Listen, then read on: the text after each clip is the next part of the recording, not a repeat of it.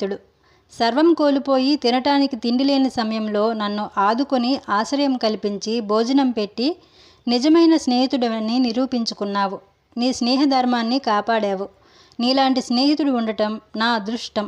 కష్టాల్లో ఉన్నప్పుడు ఆదుకునేవాడే నిజమైన మిత్రుడవుతాడు అంటూ అతని భార్యని కలిసి, అమ్మా, నేను మీ హారాన్ని దొంగలించానని నాపై నిందలు వేసి అవమానించి నానా మాటలాడి నన్ను ఇంట్లో నుంచి వెళ్ళగొట్టారు.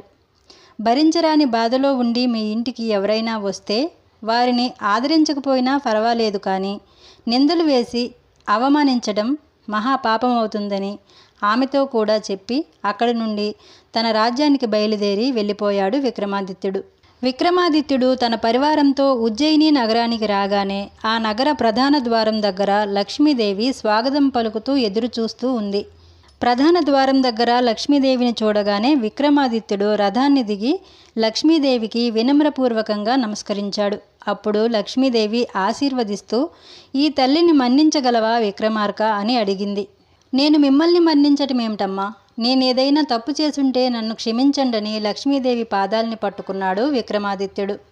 లక్ష్మీదేవి విక్రమాదిత్యునితో అంటుంది, నాకంటే ధర్మదేవతే గొప్పదని శ్రేష్టమైనదని నీవు చెప్పినప్పుడు ఎలాగైనా ఆ ధర్మదేవత కంటే నేనే గొప్పదాన్నని నీతో అనిపించుకోవాలని నీకు ఎన్నో పరీక్షలు పెట్టి నిన్ను అష్టకష్టాలు పాలు చేశాను. అయినా సరే నువ్వు ధర్మదేవత కంటే లక్ష్మీదేవి గొప్పదని ఏనాడూ ఒప్పుకోలేదు. లక్ష్మి కంటే ధర్మమే గొప్పదని చెప్పి ధర్మాన్ని కాపాడావు. ఆ ధర్మమే నిన్ను రక్షిస్తూ వచ్చింది. నేను కూడా లక్ష్మి కంటే ధర్మమే గొప్పదని, లక్ష్మి కంటే ధర్మమే శ్రేష్టమని ఒప్పుకుంటున్నానని చెప్పింది. అంతేకాకుండా లక్ష్మీదేవి సమస్త లోకానికి ఒక వరాన్ని ఇచ్చింది. ఎక్కడైతే ధర్మం 4 పాదాల మీద నిలబడుతుందో అక్కడ లక్ష్మి సంతోషంతో నాట్యం చేస్తుంది.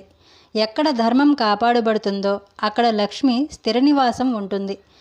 ఈనాటి నుండి ధర్మం ఎక్కడ ఉంటే అక్కడ లక్ష్మీదేవి ఉంటుంది.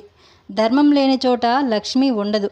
ధర్మాన్ని కాపాడిన వారికి ఆ ధర్మదేవతతో పాటు లక్ష్మీదేవి కూడా రక్షిస్తూ ఉంటుందని ఈ సమస్త లోకానికి వరాన్ని ఇచ్చింది లక్ష్మీదేవి.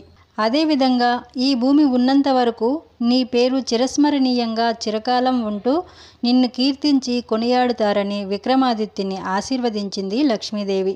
ఆ విధంగా లక్ష్మి కంటే ధర్మమే గొప్పదని సాక్షాత్తు లక్ష్మీదేవే ఒప్పుకుంది. ధర్మో రక్షిత రక్షితః. ధర్మాన్ని రక్షిస్తే ఆ ధర్మమే మనల్ని కాపాడుతుంది.